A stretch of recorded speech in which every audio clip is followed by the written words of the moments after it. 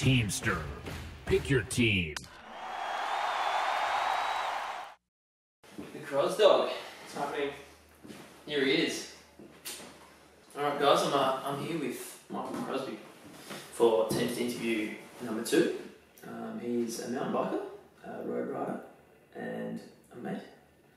Sometimes we've been enemies in races or in Strava KOMs. Very hot topic, the old Canadian Bay 2 race. Canadian Bay. I think I still hold the Canadian Bay. I'll take it. I've heard it's hard to. It was a good day. It was a good tailwind. After C, that's our closest one. I think I've got that. Yeah, a few seconds there. Yes. Sun Tour. Does it every I'm year. not getting that one back. Let's just start off with how'd you get into, you would have started in mountain biking, so how'd you get into that? I started as a dirt jumper, Dirt jumper. doing silly things on not very good bikes. Mm-hmm. Mainly just breaking stuff every week. Breaking bikes. Bikes, wheels, chains, cassettes, brakes, handlebars, all the rest. Everything goes on with that.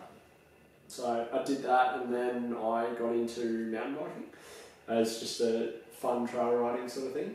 And then from there, it just snowballed into what it is now, which is, I don't know, Fully fully-fledged, no job sort of thing. You've done a lot of mountain biking over the last few years, world champs, all that kind of stuff, and then a bit of road racing. The mountain biking, take us through kind of your path in that with the Australian team and all that kind of stuff. 3 years ago, I got picked up into a program called the EDP, Elite Development Program, which was set up by the Australian Sports Commission to develop riders into Olympic Games and Commonwealth Games and World Champion athletes. Mm-hmm. I was lucky enough to do 3 years with it. I raced, my first year I did 3 World Cups in Europe plus a few tours and a whole lot of fun. And raced World Champs in Switzerland that year. And then the next year I did 4 World Cups plus another couple of Swiss Racer Cups, a few BMC Cups, some Belgicom Cups, and then World Champs again in Austria.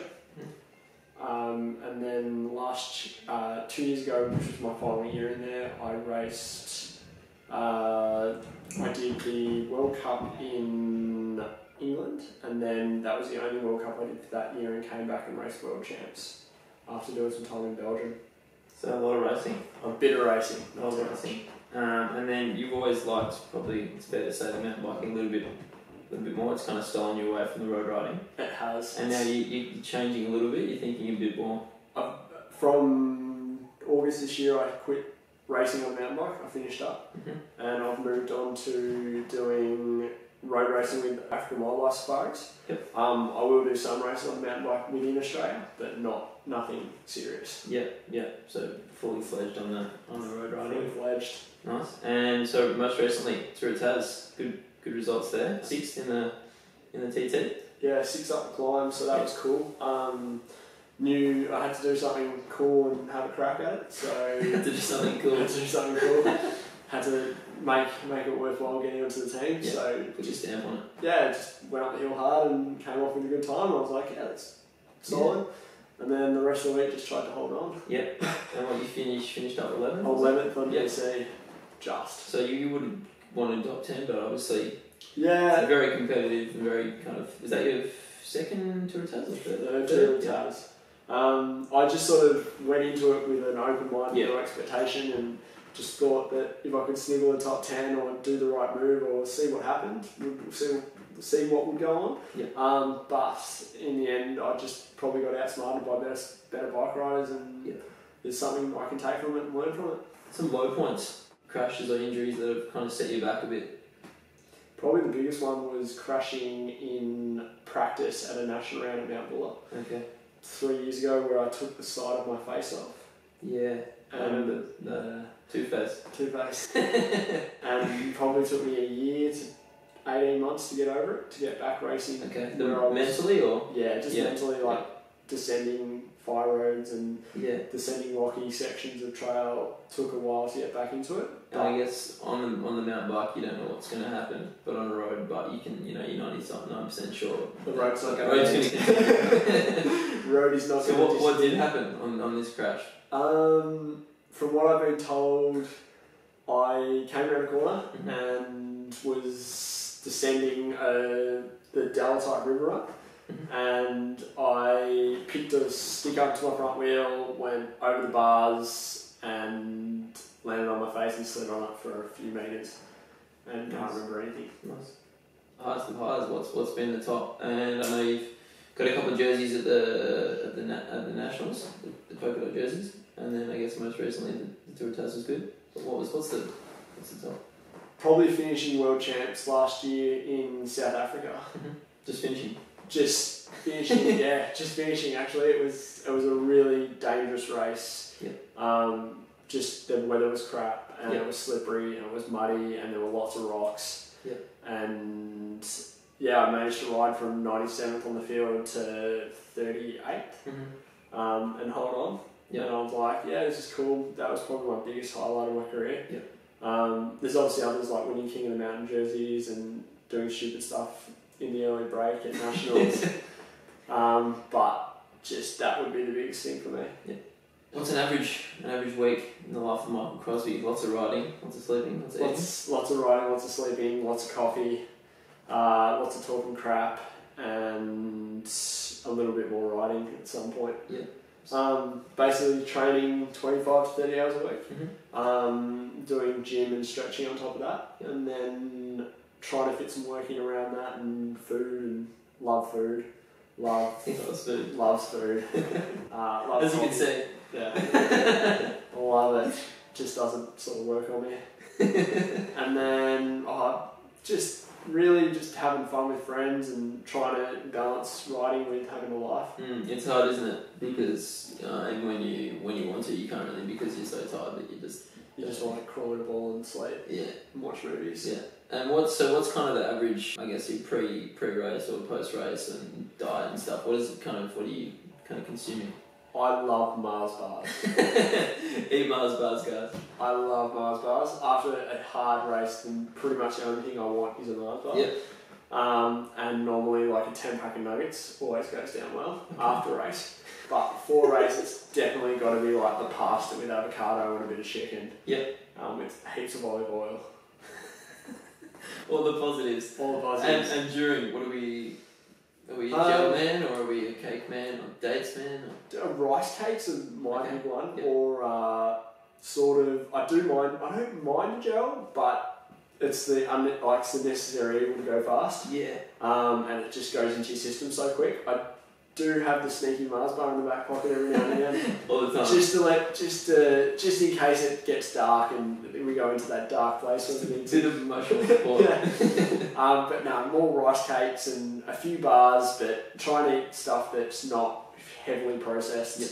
I do like the cheese sandwich in the back pocket. The cheese sandwich? Yeah, cheese and Vegemite sandwich with the ends cut off. Very unorthodox here. I like it. It works. So do you train solo or are you training with a few other people or a few other guys? Or? Depending on the week. Mm-hmm. I do like to do all the hard sessions solo. Yep. I like to get up in the hills and just be by myself. Yeah, Just you can do your own tempo and you can ride off yourself and it's you and your power meter. That's kind of cool. But then like long endurance like rides, I love with mates. Yep. Just cruising down the beach is like the best thing with friends. Yeah. You're on a bit of a break now after Tour Taz, a few weeks. I am. I got a 3-week holiday. There you Which go. involves work and more work, maybe some holidays to Queensland, maybe some mountain biking, a lot of mountain biking, And a lot of Mars bars. and a lot of Mars bars, and a lot of coffee. And so going to that races, what's the next plan? I think the next race for me will be Rafa Supercross in Sydney, and then from there we'll build into nationals. Obviously Tour Bright is a small goal for me just to finish the year. And then working with the big boys at nationals in the elite race. See what happens. Roll the dice. Yeah. So I mean, Tour Bright, you'd have a pretty good chance of doing something pretty special there. Yeah, just got to work on my time trial. Yep. See if I can pull a good time trial and then see what happens on the Happy Valley stage, and then if I can snake a win up Hotham on the Sunday, you never know. Nice. And so open nationals this year. Yeah. Should be fun. Mm. Big boys. So just I guess a lot of learning. lot of sitting in. A lot of sitting in. We'll see what happens. Absolutely interesting. a lot of sitting in. Yeah, cycling wheel. Long-term goals or goals for next year? What are we looking at?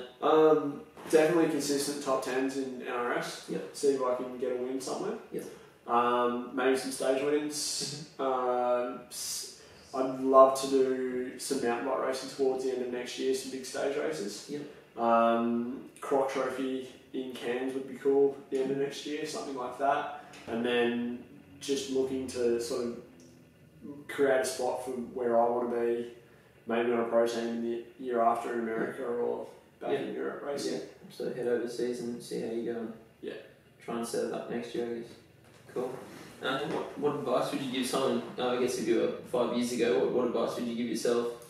Just ride and have fun. Yep. As soon as it becomes a chore, just go and find the love again for it. Yeah. Go out and ride. Like for me, riding single track is my release. It's not hard. Yeah. We can do it every day. Yeah. But you've just got to have that balance between life and sport as well. Yeah. That's where it is. Yeah. Thanks, man. Thanks, for the mate. interview. Thank you. We'll go for a ride soon. Absolutely. In brew shop first, but brew shop after the brew shop goes. So 10th interview number 2 done and dusted. We've got a few other ones lined up. Follow us on Twitter, on Instagram, YouTube, Facebook page. Sign up on the website. Hopefully launching in a couple of months. Thank you.